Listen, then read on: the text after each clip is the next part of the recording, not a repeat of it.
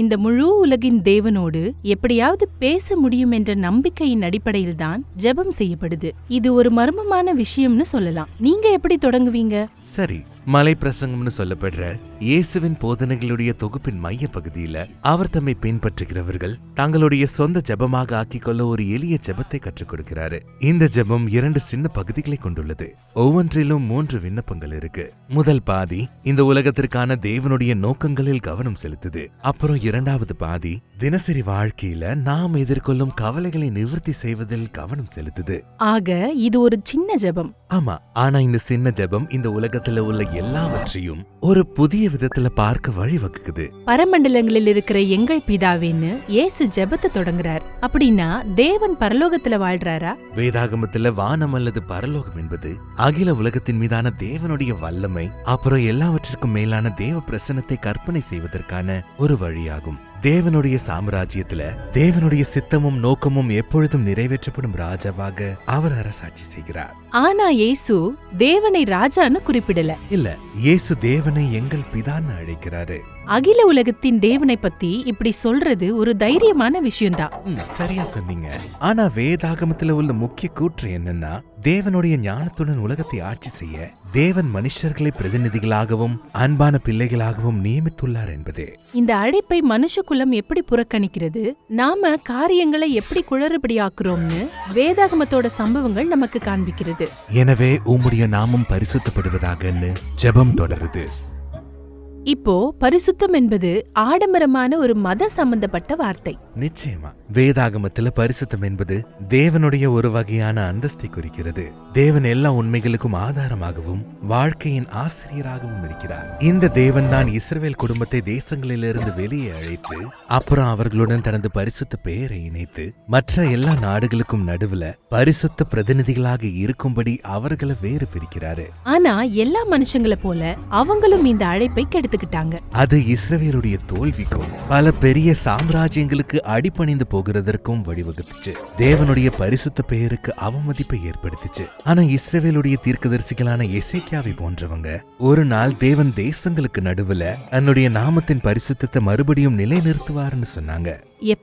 எப்படின்னா, தேவன் உண்மையில் எவ்வளவு பரிசுத்தமானவர் மற்றும் எவ்வளவு நல்லவர் என்பதை எல்லாரும் பார்க்கவும், இஸ்ரவேல் மற்றும் உலகத்தின் மேல தேவனுடைய ஆளுகை மறுபடியும் கொண்டு வரவும் ஒரு புதிய பிரதிநிதியை எழுப்புறாரு. அவர்தான் இயேசு. அதை தான் தேவனுடைய ராஜ்யத்தின் வருகையை அறிவித்துக் கொண்டு இருக்கும்போது இயேசு உறுதிப்படுத்தினாரு. நீங்க இப்ப சொன்னது ஜெபத்துடைய அடுத்த வரிகளை அர்த்தப்படுத்துது. உம்முடைய ராஜ்யம் வருவதாக, உம்முடைய சித்தம் பரமண்டலத்திலே செய்யப்படுகிறது போல பூமியிலேயும் செய்யப்படுவதாக. நாம தேவனையும் நம்முடைய அண்டை வீட்டாரையும் நேசிக்கும் போதும், தேவனுடைய தாராள குணத்தோடும் நீதியோடும் மத்தவங்களை நடத்தும் போதும் நாம தேவனுடைய ராஜ்யத்திற்குள்ள நுழையிறோம்னு இயேசு தன்னை பின்பற்றுகிறவர்களுக்கு கற்பித்தாரு. ஆக இது வானமும் பூமியும் மீண்டும் ஒன்று சேர்வதற்கான ஜெபம். இதுல பங்கு பெற நாம அழைக்கப்படுறோம். சரி, இது ஜெபத்தின் முதல் பாதி. தேவனை நேசிப்பதிலும் அவருடைய சித்தத்தை கண்டறிவதிலும் கவனம் செலுத்துது. தேவனுடைய ராஜ்யம் வர வேண்டும்னு நாம ஜெபிக்கும் போது 2ஆம் பாதி அன்றாட வாழ்க்கையின் சவால்களுக்கு நேராக கவனம் செலுத்துது. எங்களுக்கு வேண்டிய ஆகாரத்தை இன்று எங்களுக்கு தாரும். அது அடிப்படையானது. உண்ண உணவை தருமாறு தேவனிடம் கேட்பது. ஆமா, இஸ்ரவேலர்கள் வனாந்தரத்துல பயணம் செய்த போது ஒவ்வொரு நாளுக்கு வேண்டிய போதுமான ஆகாரத்தை தேவன் கொடுத்ததை இயேசு இந்த இடத்துல நினைவுபடுத்துறாரு. உங்க அடுத்த உணவு எங்கிருந்து வரும்னு தெரியாம இருக்கிறது ஒரு கடினமான சூழ்நிலை. நினைவுல வச்சுக்கோங்க, இயேசுவை கேட்டுக்கொண்டிருந்தவர்கள் யாருன்னா ரோம ஆட்சியின் போது கஷ்டப்பட்டு கொண்டிருந்த ஏழை மக்கள் தான் அதிகம் பேர் இருந்தாங்க. அதனால வனாந்தரத்துல அவர்களுடைய ஆதி பிதாக்களை போலவே ஒவ்வொரு நாளும் தேவனுடைய பராமரிப்பை நம்பி வாழும்படி இயேசு அவர்களை அழைக்கிறாரு. ஆஹா, அப்ப சரி. அப்புறம் ஜெபம் தொடருது. எங்கள் கடனாளிகளுக்கு நாங்கள் மன்னிக்கிறது போல எங்கள் கடன்களை எங்களுக்கு மன்னியும். இயேசு மன்னிப்பு தன்னுடைய போதனையினுடைய மையமாக ஆக்கினாரு. நீண்ட காலமாக வரலாறு முழுவதும் காணப்பட்ட வன்முறைகளையும் பேராசைகளையும் இஸ்ரவேலுக்கும் எல்லா மனித குலத்திற்கும் தேவன் மன்னிப்பதாக அவர் அறிவிச்சாரு. அதனால நம்மள காயப்படுத்தினவர்களையும் மன்னிக்கும்படி அவர் தம்மை பின்பற்றுகிறவர்களை அழைக்கிறாரு. ஆனா நம்ம எல்லாரையும் அப்படியே மன்னிச்சுட்டே போக முடியாதுல்ல. அதாவது தீமை தடுக்கப்படலன்னா பரவதானே செய்யும். ஜனங்க நம்மள அற்பமாக எடுத்துக்க மாட்டாங்களா?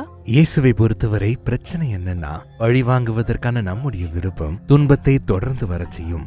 மன்னிப்பு என்பது எது தவறு என்று தெரிந்து கொள்றதுல இருந்து தொடங்குது. ஆனா பழி வாங்க வகை பார்க்கறதுல இல்லன்னு அவர் கற்பித்தாரு. சொல்றாரு. அப்படின்னா உங்களுக்கு அநீதி செஞ்ச நபரோடு மறுபடியும் சிறந்த நண்பனாக மாறணும்னு அர்த்தம் இல்ல.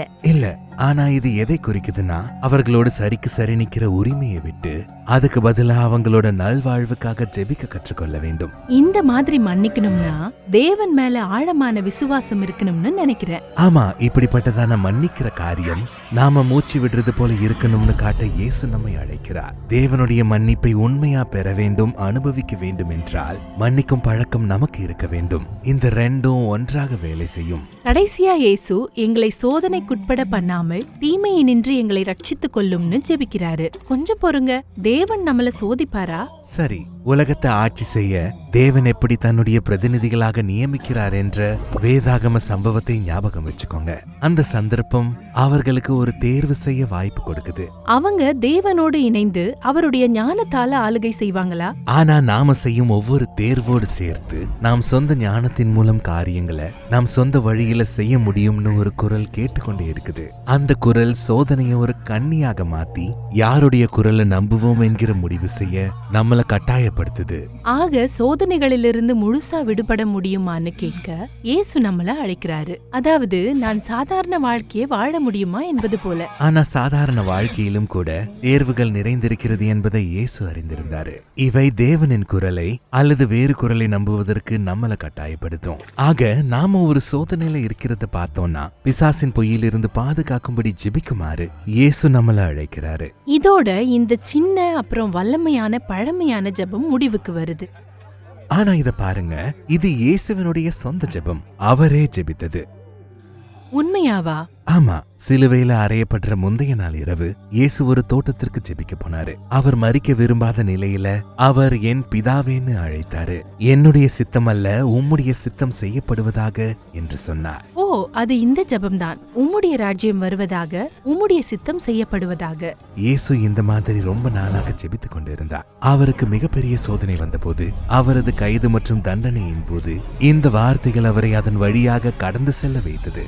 தேவன் அவரை மரித்தோரிலிருந்து எழுப்பிய போது இயேசு தீமையிலிருந்து விடுவிக்கப்பட்டாரு.